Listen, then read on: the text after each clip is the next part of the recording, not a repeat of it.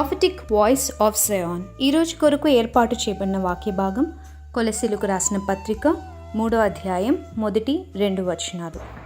మీరు క్రీస్తుతో కూడా లేపబడిన వారైతే పైనున్న వాటిని వెదకుడి, అక్కడ క్రీస్తు దేవుని కుడి పార్శ్వమున కూర్చుండి ఉన్నాడు. పైనున్న వాటి మీదనే కానీ భూ సంబంధమైన వాటి మీద మనసు పెట్టుకొనకుడి. పౌలు రోమీయులకు రాసిన పత్రికలో మన యొక్క అనుభవం యేసుక్రీస్తు ప్రభువుతో ఎలాగా మనం ఒక నూతన నిబంధనలోకి ప్రవేశిస్తున్నామనే విషయాన్ని రోమీయులకు రాసిన పత్రికలో చాలా చక్కగా వివరిస్తారు. ప్రత్యేకంగా 6, 7, 8 అధ్యాయాలైతే క్రీస్తుతో మనం ఎలాగా సిలువ వేయబడ్డాము, క్రీస్తుతో కూడా మనం ఎలాగా భూస్థాపితం చేయబడ్డాము, క్రీస్తుతో కూడా మనం ఎలాగా పునరుత్థానంలో లేపబడతాము అనే విషయాలన్నిటినీ కూడా పౌలు ప్రస్తావిస్తాడు.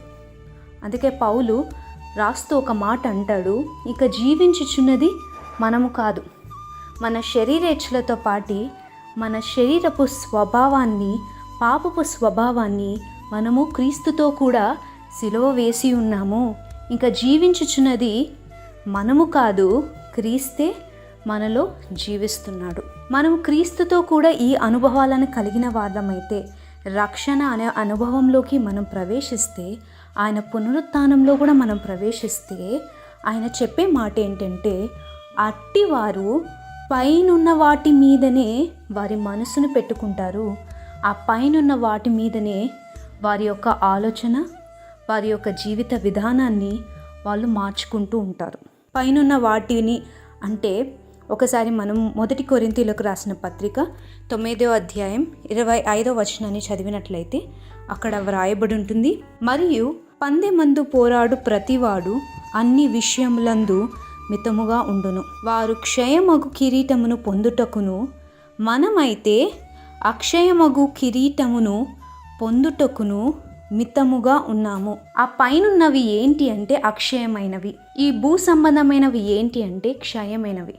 మన శరీరం కావచ్చు, మనం సంపాదించుకునే ఆస్తి కావచ్చు, మన పేరు ప్రఖ్యాతులు కావచ్చు, ఇవన్నీ కూడా అక్షయమైనవి కాదు, క్షయమైనవి.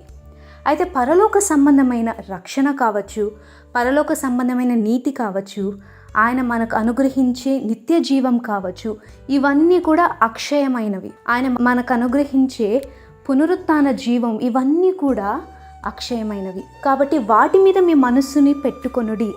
మీరు క్రీస్తుతో కూడా లేపబడిన వారు కాబట్టి మీ మనసు వాటి మీద ఉండాలి. మీ యొక్క పరుగు పందెంలో అక్షయమైన కిరీటం కొరకు మీరు పరిగెత్తాలి. ఈ మధ్యకాలంలో నేను చాలామంది మిషనరీస్ యొక్క జీవితాన్ని ధ్యానించడం జరిగింది.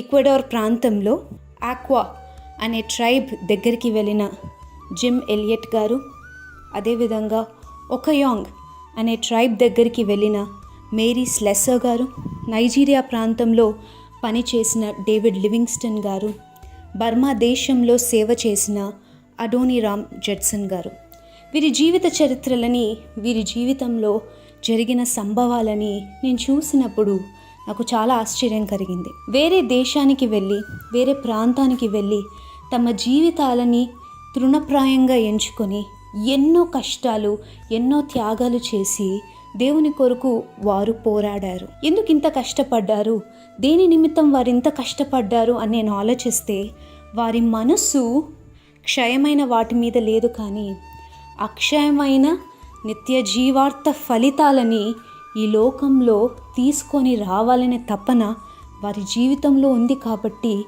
ఎంతోమందికి, కొన్ని లక్షల మందికి, వేల మందికి వారి జీవితము ఒక ఇన్స్పిరేషన్గాను, వారి జీవితాలను గురించి ఇప్పటికీ కూడా మనం ధ్యానిస్తున్నాం.